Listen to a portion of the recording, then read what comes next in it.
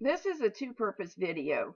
It shows you how I test a carriage after we finished repairing it, and that's a technique that you may want to use yourself after you finish working on one. Also, it shows you how I use that test to make a hat that's suitable for anybody, but a great many of mine go to charity. Jack and I are testing a carriage, and I want to show you the things that I go through, plus we're going to teach you how to make an easy hat. One thing I like to test is short rowing, and this is done in 2 colors.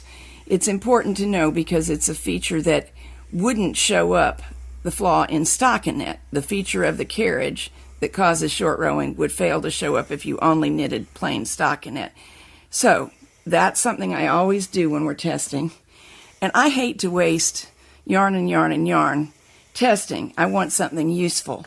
So when we're pretty sure that everything's going right, I make hats. These go to a charity, and I'm going to make one with you so that you can do this too. You will think that this is a shaped hat because it appears shaped, but it has the same number of stitches all the way up. What we do is we start with stockinette, which is the first thing the carriage needs to do well. Then we change to tuck stitch. We use a really simple tuck stitch, and we use the same card throughout, and that makes it wider, right where we want the hat wider. Then we change to stockinette again, just for a very few rows. Set it up to knit Fair Isle, and knit Fair Isle for a few rows. Fair Isle pulls in. Slip also pulls in, isn't as pretty, so I remove color 2 and do slip for just a few rows near the crown. Then a little bit of Fair Isle just because it's easiest to gather the hat off with that. Then if you had any flaws, which I did with this hat, I've repaired them, I had 2 dropped stitches. I'm almost certain that those drop stitches were because the yarn popped out of the yarn feeder. I mean the tension discs. It popped out of the tension discs. But I can't turn this carriage over to somebody thinking that. I need to know that. So here we go. We're going to make another hat. And over here is the card that I'm using. This is what I always use. This or one very much like it. 1-1 pattern. The reason is, well, not the prettiest Fair Isle and tuck, it's the easiest one in which to spot an error. So here I'm going to make a child's hat. I have cast on 56 stitches with E-wrapping.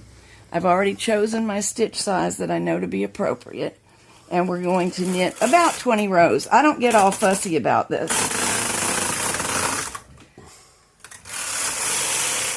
And now I need to hang my claw weights.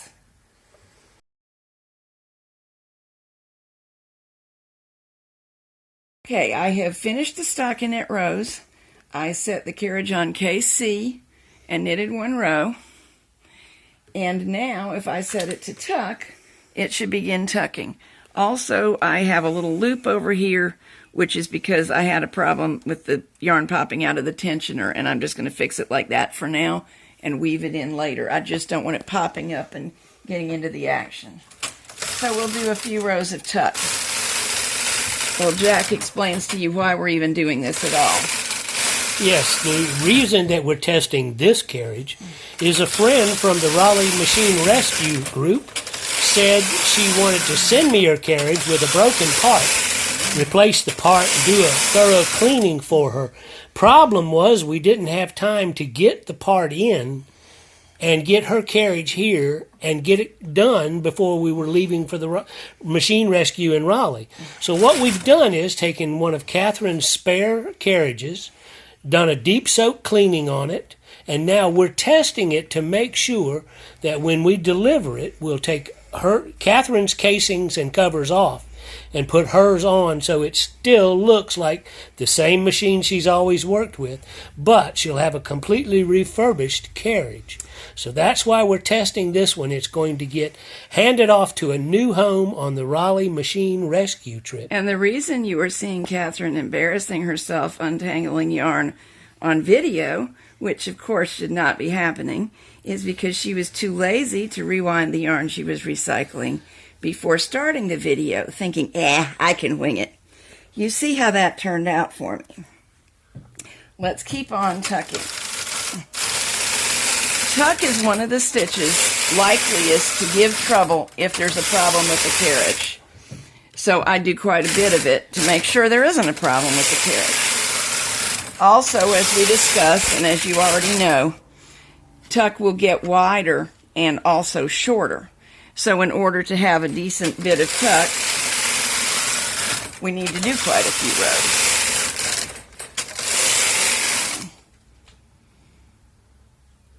rows. Okay, finishing up the tuck, I'm going to do 2 more rows.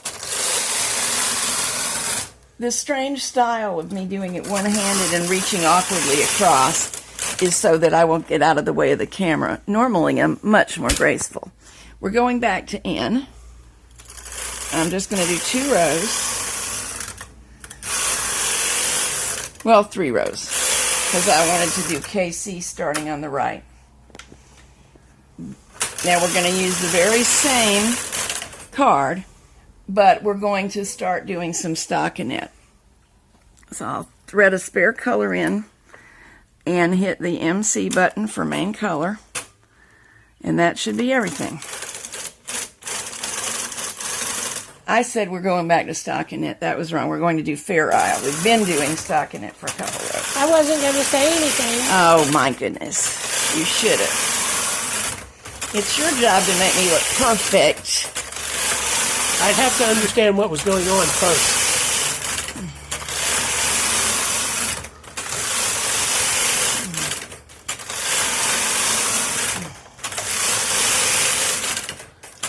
That's going very nicely.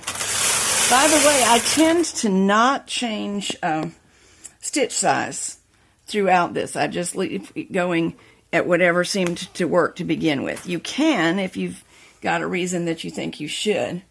I'm going to return to N now. No, I'm not. I'm going to return to both part buttons so that we'll get slip, plain old slip.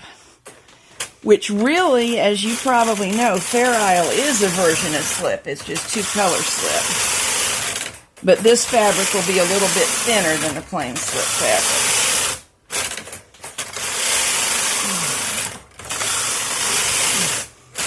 And we'll go back to N. And here's a little trick. Since I'm going to gather it off, it can make life easier to go to stitch size 10. For the very last row.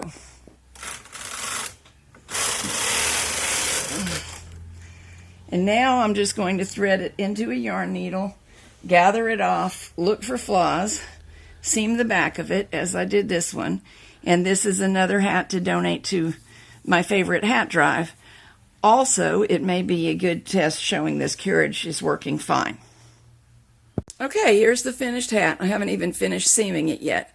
It is perfect, except I found 1 dropped stitch.